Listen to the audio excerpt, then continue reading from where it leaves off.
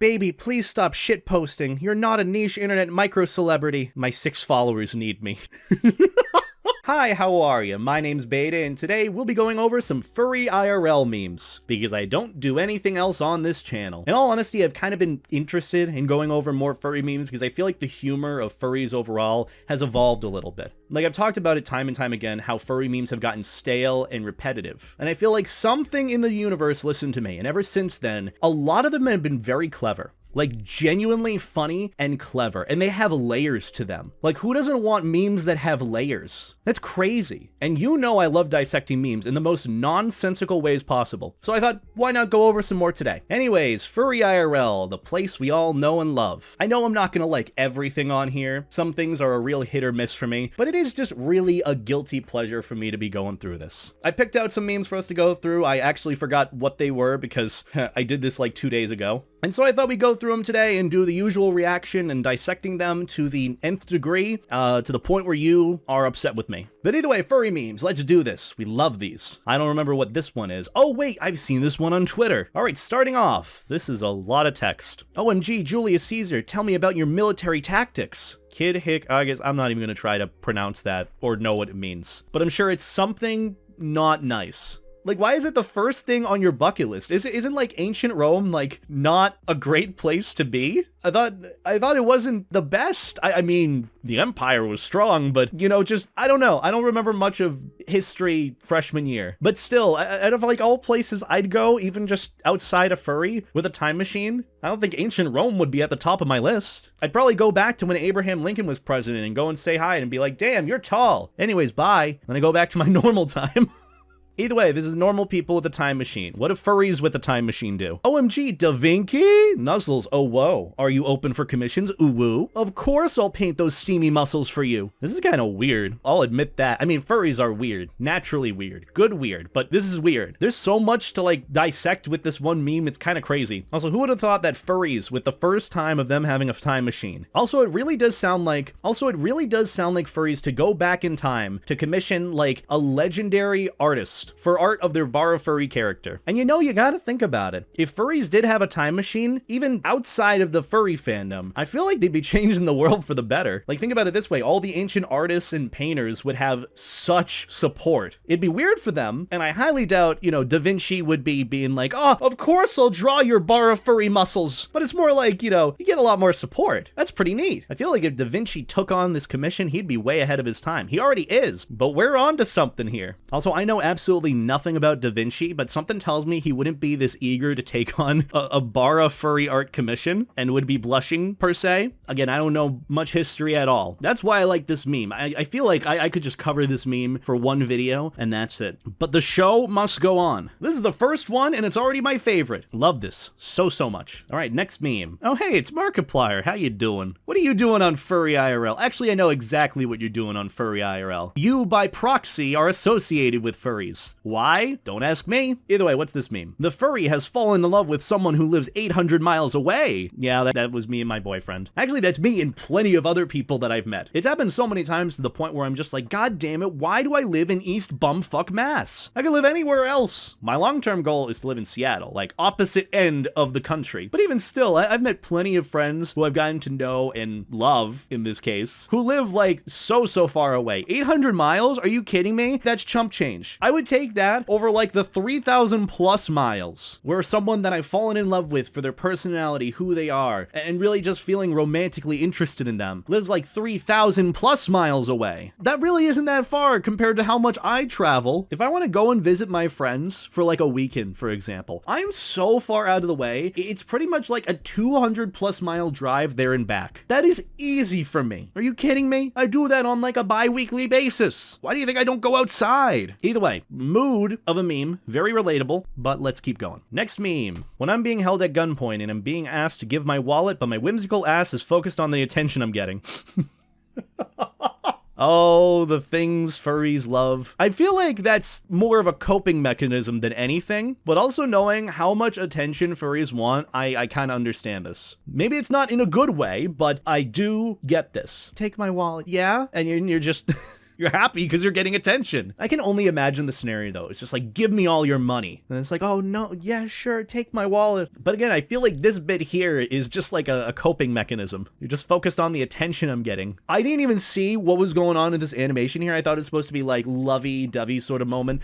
But like, I acted that out perfectly based on that GIF without even knowing the context of the GIF. See, I know furries too well. This is sad. This is what 5 years in the furry fandom does to you. Especially if you spend like 3 years of it on furry Twitter. So there you go. But yeah, this is pretty accurate. Don't do this IRL. Just fun little disclaimer. Please be safe. Anyways, let's keep going. All right, we got Discord logs. I feel like this is going to be a furry struggle tweet moment. Half of these, whenever text or tweets are involved, I feel like most of them are furry struggle tweet moments, where furries are just struggling with being furries. Or maybe non-furries in this case. I feel like it's split 50-50. But either way, let's go over this one. Oh, fuck. I just realized that there are no domestic species in Zootopia, because there are no humans to domesticate and selectively breed them into existence. No dogs, no cats. Fuck, that is a good observation. See, I love how this person here is just like, oh, that's kind of neat. And then this person's just having like a mental crisis over it. That actually makes me think a little too much about furries in general all of a sudden. Grabs a golden retriever furry's shoulders and stares deep into their eyes. Who made you? The one thing I love about Zootopia with regards to furries is that both furries and non-furries find so many small tidbits even years later after the movie has fully released that don't correlate to the real world. Like in this case, domestication. And it's so funny that just like years after the movie has released, it's already been over and done with. We're already moving on to the second Zootopia movie. It's been, what, at least half a decade at this point, and many people are still finding small tidbits about it to compare and contrast with the real world. It's so funny that Zootopia, in this case, has had such a long lifespan for such a simple movie. I know some people are going to be up in arms for me saying it's a simple movie, but not really in that sense. It's more like it's not that deep. It's a pretty chill movie. I liked it, I watched it, and I never thought about it again. But here we are, like however many years later, with this conversation taking place. Kind of funny the more that you can dissect from a simple movie. And you guys give me shit for dissecting all these memes here. But either way, a neat little interaction. I'm usually this exact way, and some people are like over the top with it. Nothing wrong with it. I like seeing people passionate about what they're talking about, but it's also just like, this is more of a mood to me of like, oh, that's kind of neat. Good observation. And I give them the brownie points. But sometimes I am like this. I am very crazed, but sometimes I am like this. I am very passionate about what I'm talking about. Either way, let's keep going. Oh my God, it's Joseph. I love Joseph. He's an amazing artist.